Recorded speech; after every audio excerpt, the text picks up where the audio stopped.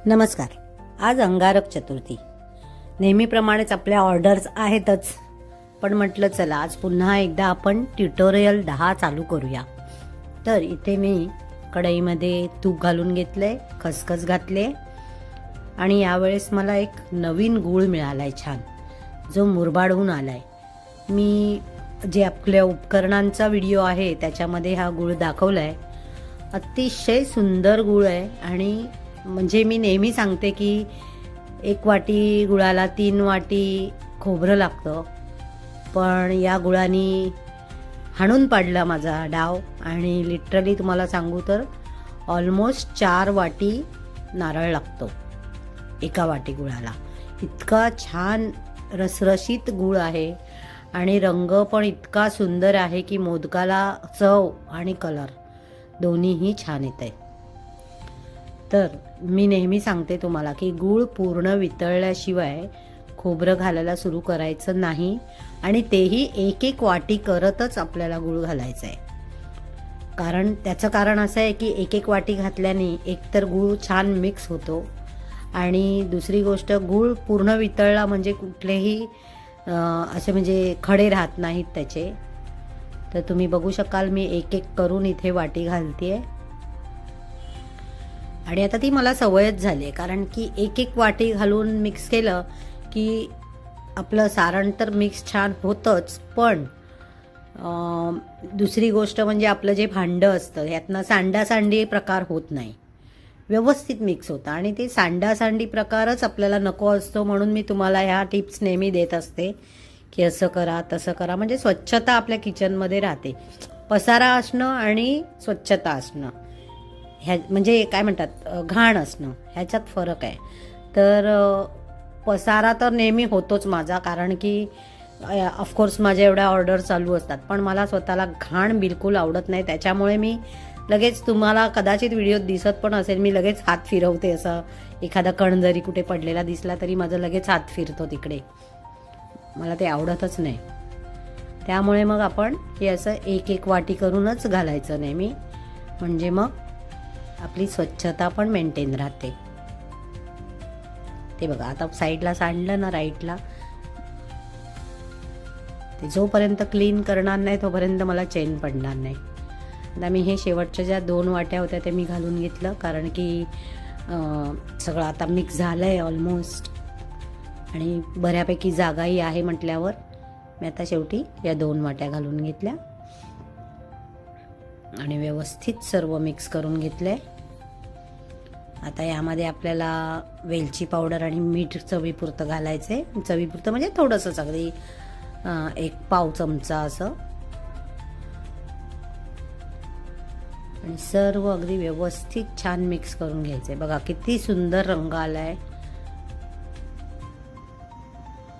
आणि अजूनही त्याच्यामध्ये थोडंसं खोबरं मावू शकतं इतपत जागा आहे, म्हणजे गूळ तेवढा रसरशीत आहे.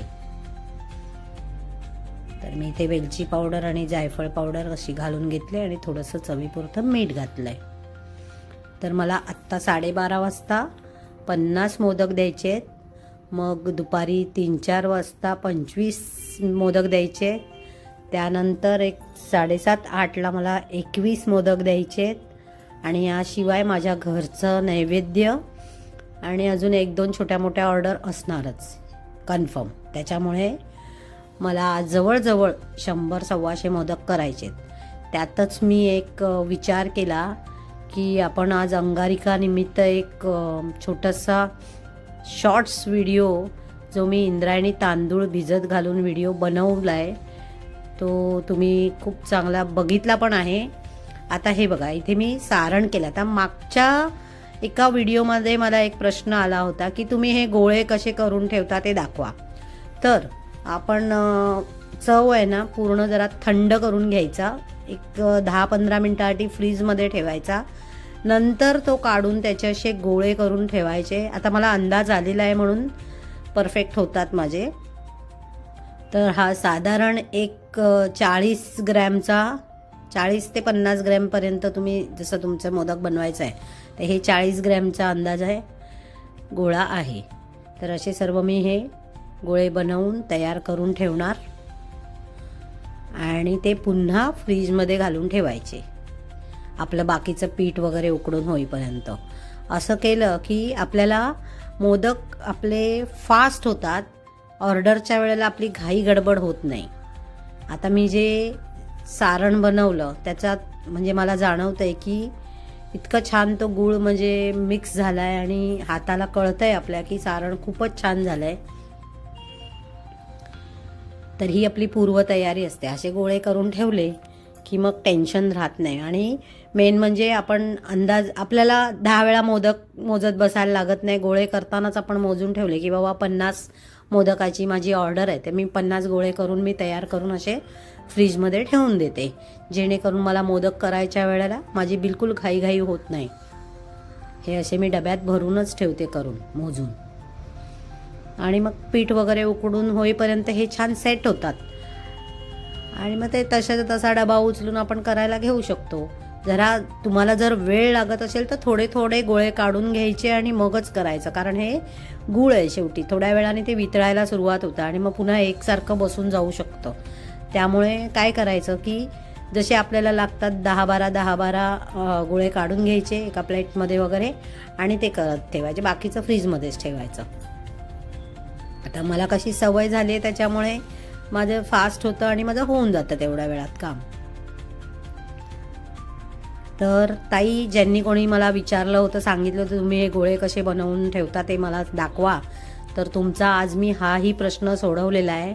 सध्या मी व्हिडिओमध्ये जे येणारे प्रश्न असतात ते सगळे नोट डाऊन करून ठेवते आणि नवीन जो व्हिडिओ बनवते त्याच्यात त्या प्रश्नांची उत्तरं देते किंवा मी करून दाखवते की बाबा असं असं आहे.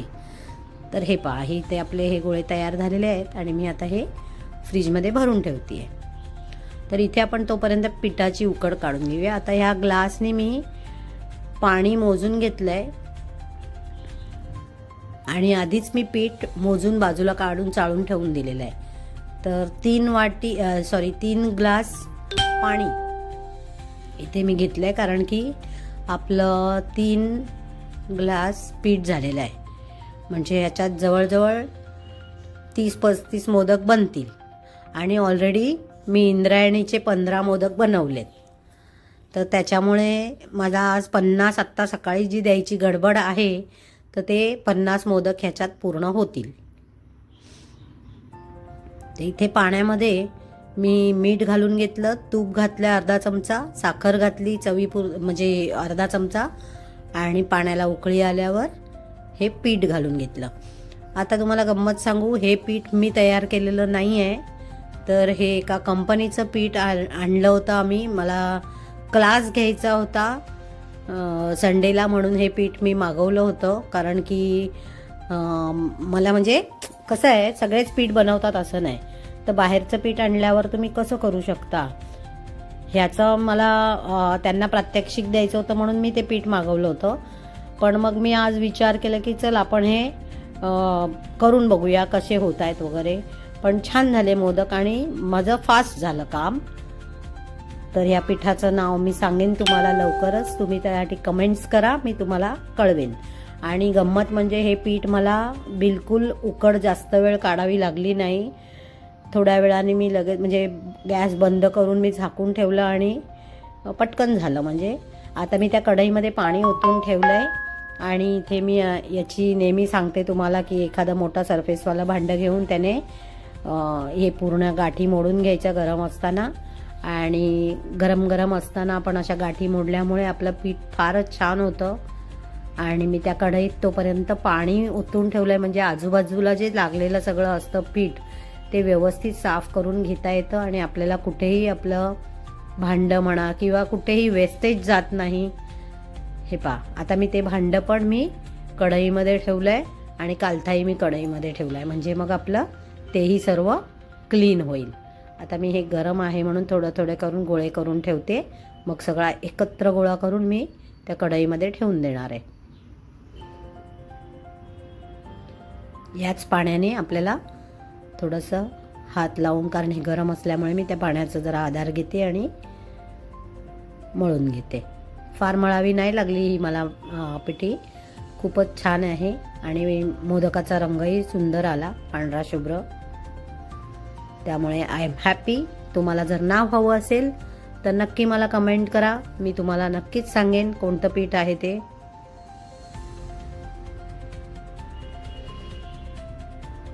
आणि मला वाटतं ते इझिली सगळीकडे अवेलेबल असतंय. तर असा हा गोळा करून झालाय. आता मी ही परात पण स्वच्छ करून घेते.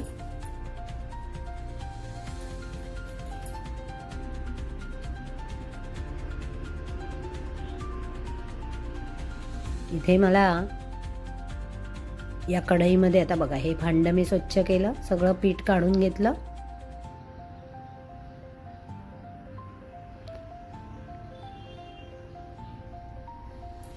आणि आता ही कढई क्लीन करायची वेळ आहे.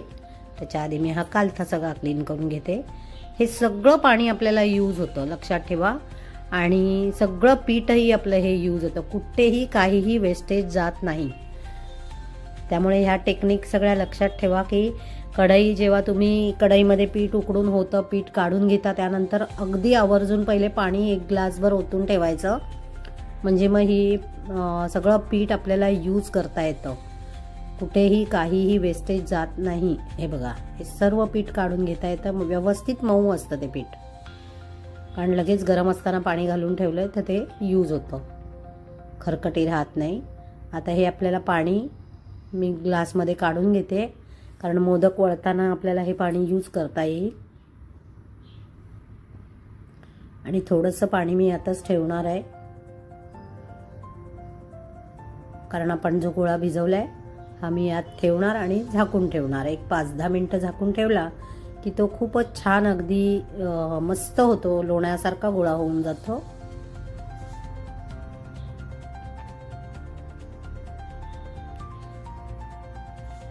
तर आपण एक परात घ्यायची. आता मी इथे परात सगळी स्वच्छ करून घेतली आणि त्यात मी हे पीठ सर्व काढून घेते. म्हणजे लागेल तसं तसं, सगळं नाही काढायचं, लागेल तसं तसं थोडं थोडं काढून घ्यायचं.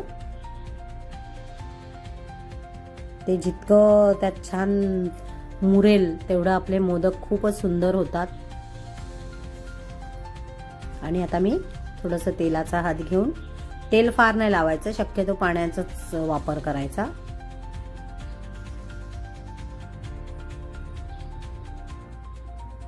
आणि इथे आपला हा गोळा तयार झालेला आहे. याचे पण आपल्याला जसे लागेल तसे आपण गोळे करून तयार ठेवायचे.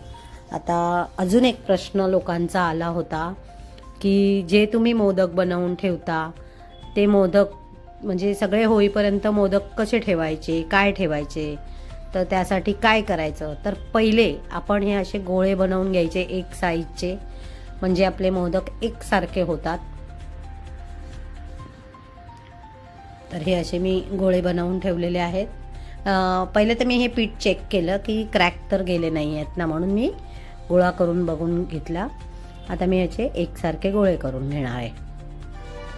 नेहमी पहिले गोळा चेक करून घ्यायचा, म्हणजे आपल्याला अंदाज येतो की बाबा पिठाला क्रॅक तर जाणार नाही आहे ना.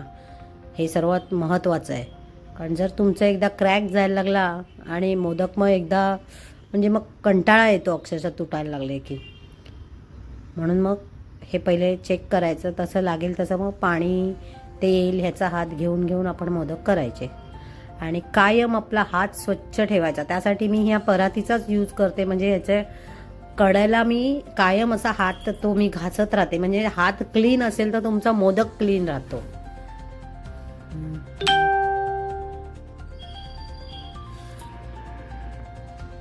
असं नेहमी छोट्या छोट्या पोर्शनमध्येच पीठ काढून घ्यायचं. एक 10-10, 11-11 साधारण मोदक होतील असं पोर्शन काढून घ्यायचं. सगळं व्यवस्थित अगदी पाण्याने तेलाने मळून तो घ्यायचा, तयार करायचा, गोळे तयार करायचे.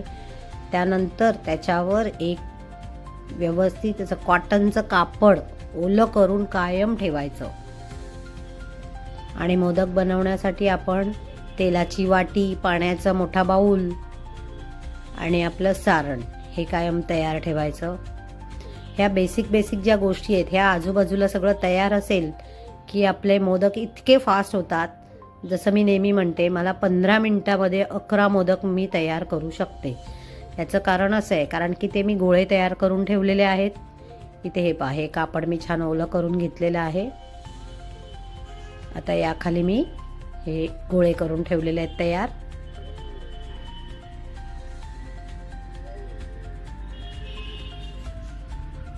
हे माझ्याकडे पुरी मेकर आहे, ते पण माझं रेडीच होतं, कारण की माझे 2-3 दिवस सतत मोदक चालू आहेत. तर इथे आधी मी एक पुरी मेकरवर बनवते. पहिले 1-2 मोदक जरा थोड्याशा कडा फाटतात, कारण ते पूर्ण तयार झालेलं नसतं, त्यामुळे जरा असं वाटलं. हे बघा, हे आपले व्यवस्थित तयार झालेत गोळे आता. तर पहिले 1-2 मोदकाला क्रॅक जाऊ शकतात, पण नंतर एकदा ते पीठ चांगलं मुरलं की छान तयार होतात. त्यामुळे माझाही जरी मोदक तुम्हाला वाटला क्रॅक आहे बाजूला पारी वगैरे, तर जास्त टेन्शन घ्यायचं नाही त्या गोष्टीचं. पुढे आपले व्यवस्थित होणार आहेत हे लक्षात ठेवायचं.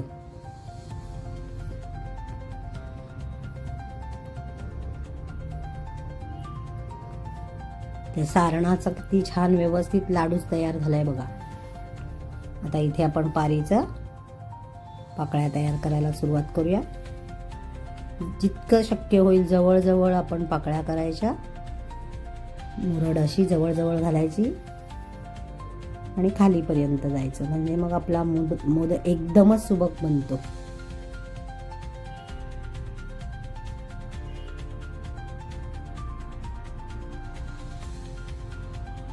इतके दिवस हातातनं अंगठ्या असल्या तर लोक बोलायचे, आता अंगठ्या काढून ठेवते तर लोक विचारतात, हा नक्की तुमचाच हात आहे का? म्हणजे काहीही करा, माणसांचं तोंड आपण बंद करू शकत नाही, असा हा त्याचा अर्थ आहे. पण ठीक आहे, आता मला सवय झाली आहे सगळ्याची. थोडासा हलकासा फोडून असं घालायचा, म्हणजे हे बघा, नाहीतर मग तो आपला मोदकाचा शेप व्यवस्थित येणार नाही. तो काय हलकासाच प्रेस करावा लागतो, लगेचच हे होतो.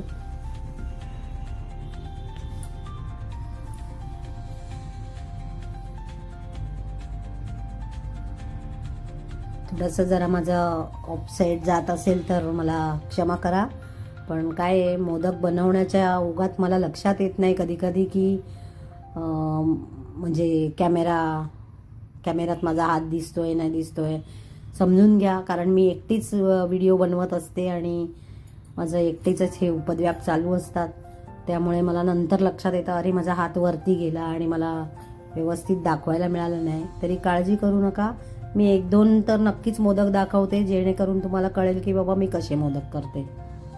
तर आपला असा हा मोदक तयार झालेला आहे, छान व्यवस्थित गच्च भरून केलेला मोदक. आता मी एक पारी तुम्हाला हाताने करून दाखवणार आहे. तर यावेळेस नीट बघा पारी मी कशी करते ती. हे बघा, मला ही सवय आहे की मी असा ना हात क्लीन करत असते बाजूला हे करून.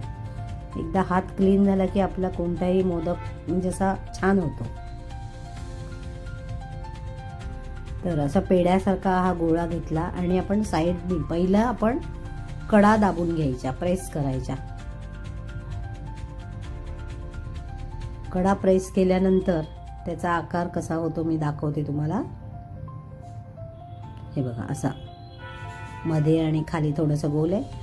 आता काय करायचं, राईट हँडचा अंगठा दाबून जो गोल वरती आला होता त्याला प्रेस करत करत जायचा, आणि लेफ्ट हँड जो आहे, पुन्हा माझा हात जरा साईडला गेला त्याबद्दल सो सॉरी. पण हे बघा, डावा हात आहे ना हा अगदी वरती धरायचा, म्हणजे ज्या कडा आहेत त्या प्रेस करून पातळ केल्या जातात, आणि राईट हँड आहे तो खाली जे गोल आलं होतं मध्ये त्याला दाबत दाबत दाबत आपण खाली न्यायचं अंगठ्याच्या साह्याने, म्हणजे आपली पारी अगदी व्यवस्थित होते. आणि एकसारखं होण्यासारखं साठी आपण हे असं व्यवस्थित प्रेस करून घ्यायचं, आणि मग दोन्ही बोटांच्या साह्याने त्याला सारखं करायचं. मध्ये मध्ये पाणी किंवा तेलाचा हात जसं रिक्वायरमेंट असेल आपल्याला तसं लावून घ्यायचं.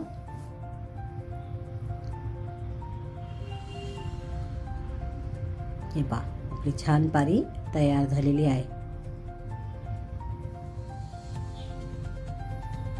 आता तळ हातावर ही पारी घेऊन थोडासा याचा बेस तयार करून घ्यायचा, जेणेकरून आपलं सारण भरल्यावर त्याला एक बेस तयार होईल. तर अशी आपली पारी छान तयार झालेली आहे. पुन्हा आपण ह्या पाकळ्या करून घ्यायच्यात, म्हणजे मुरड घालून घ्यायचे मोदकाला.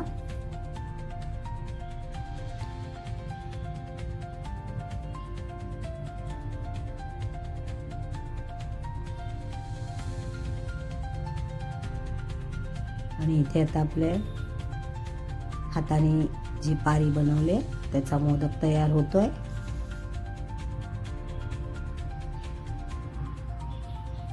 पण आता पुरी मेकरची इतकी सवय झाली आहे ना की मला त्याच्यावर मोदक जास्त फास्ट होतात असं वाटतंय.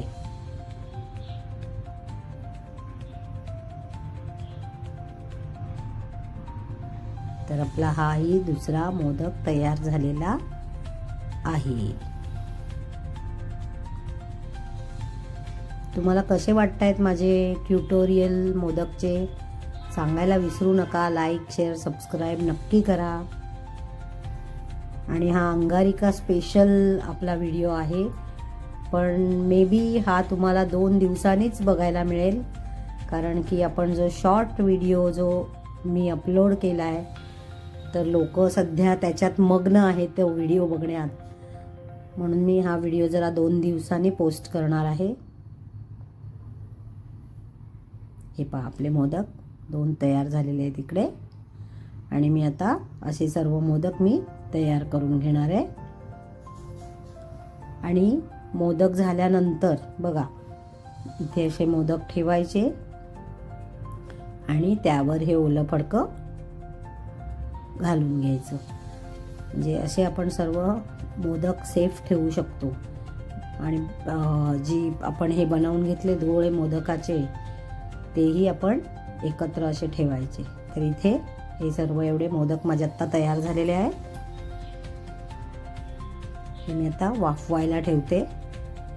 तर माझा एक व्हिडिओ अगेन मिस झाला ठेवतानाचा, बट हरकत नाही आहे. हे बघा हे भांडं मी आता इथे 3 भांडी चढवलेत. याच्यात पण लोकांचे प्रश्न असतात की एकत्र कसे उकडतात ते दाखवा. आता खाली ऑलरेडी मी एका भांड्यात ठेवलेत मोदक आणि हे दुसरं भांडं आहे. खाली 15 मोदक आहेत.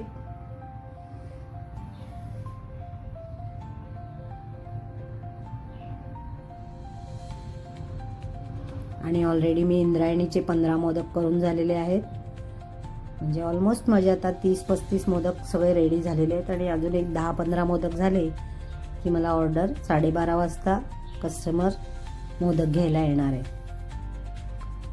तर इथे आता मी हे वाफवायला ठेवते.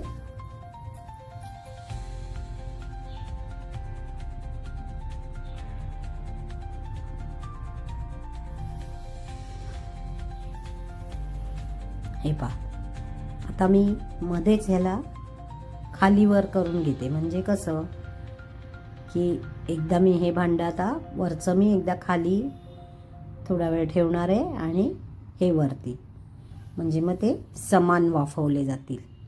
आलं का लक्षात? ज्यांना हा प्रश्न होता की एका वेळेला हे एवढे मोदक कसे काय एकसारखे उकडले जातील, तर मध्ये मी एक वेळा हे असा प्रताप करते की खालीवर करत राहायचं, म्हणजे मग आपले मोदक एकसारखे वाफवले जातात.